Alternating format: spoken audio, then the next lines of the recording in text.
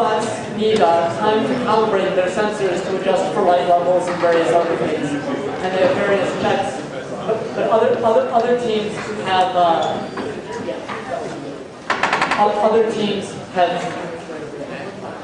other teams are ready to go right out of the box, so to speak.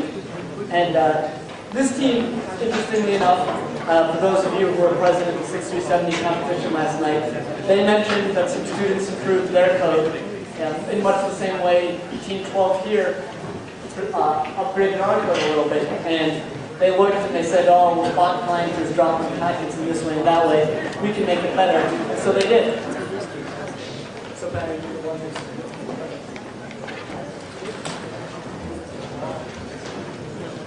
So this is Team 15 and your robot, I'm sorry, Team 14 and your robot's name. So we're actually Team 12. Our robot's name is Scrap. That's kind of what it looks like.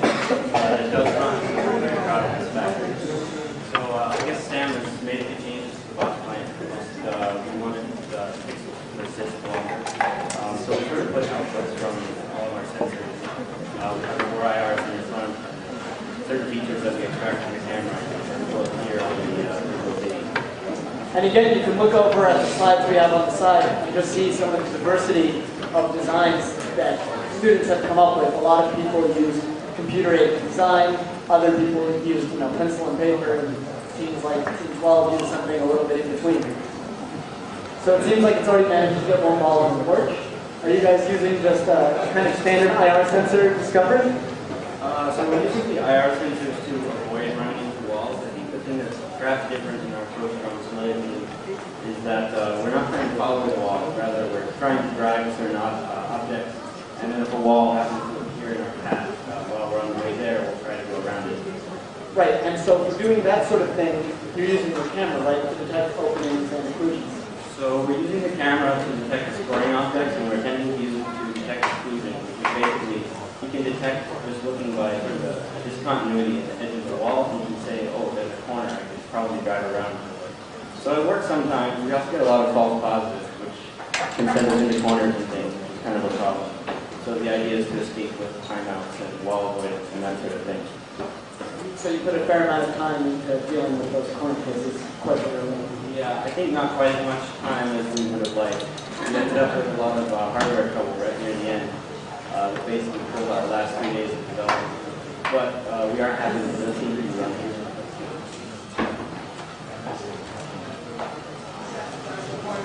Oh, okay, so looks like we have a little bit of green pixels and yellow pixels.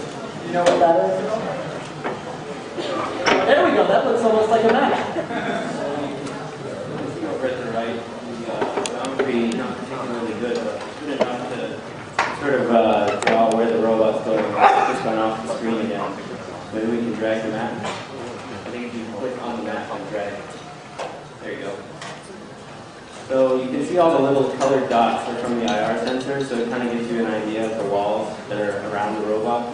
And then every once in a while you see this little yellow triangle, which is the point that the robot is chasing and trying to drive to. You see all these green squares kind of sprinkled around. Those are locations that the robot has detected an occlusion, so it's an area that it might try to go towards if it doesn't see any balls or goals or anything of that sort. So are the little dots then, those are sensor readouts from your IR or your camera? Yeah, they're all sensor readouts from the IR. And then occasionally you might see a red circle or one of those green squares plotted on the map, which is a feature extracted from vision. I think we're in the way.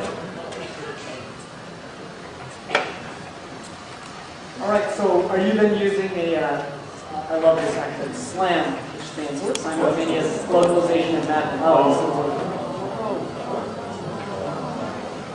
Perhaps it'll just pick them right back up.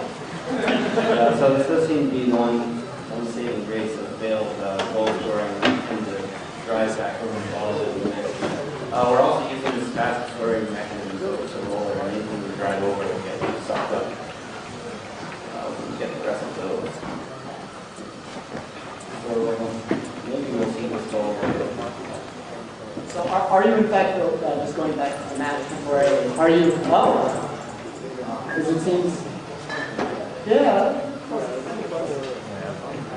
So are you using, what sort of mapping algorithm are you using to describe it? So, I mean, this is just plotting points. We're not really constructing the coherent map that we're using to navigate so much as this was a very useful debugging output for us to sort of get an idea of what the robot can see. And also, you know, if it seems to be going off in some weird direction, you can see the point that it's trying to shape. But it's not actually remembering, you know, where goals are and going backwards. It's just kind of wandering around. And, for those of you in the audience who are wondering, this sort of data is typical of what even the most advanced robots see. Right? You know, so you wonder why we have so much trouble building cars that can drive around by themselves, because the data looks an awful lot like that. You can spend tens of thousands of dollars for not much of an improvement. It's just a fantastically difficult problem. So are you stuck now? Do you think? Oh, yeah, there we go. You will see this goal, I hope.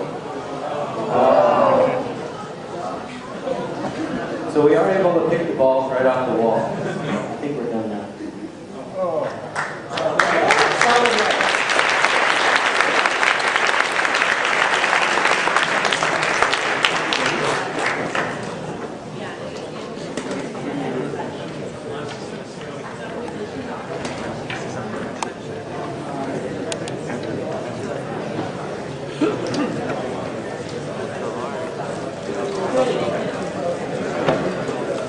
All right, so with one team to go, it seems that HMS Velociraptor is in the lead. The score to beat is 34. Yeah!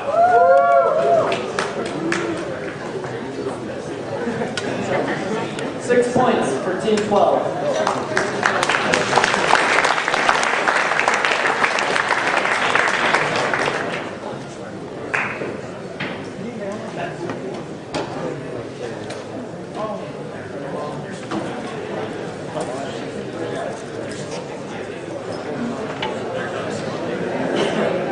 So we kind of get another hard drive computer failure, so we're currently swapping those. In the meantime, we'll just have a quick presentation.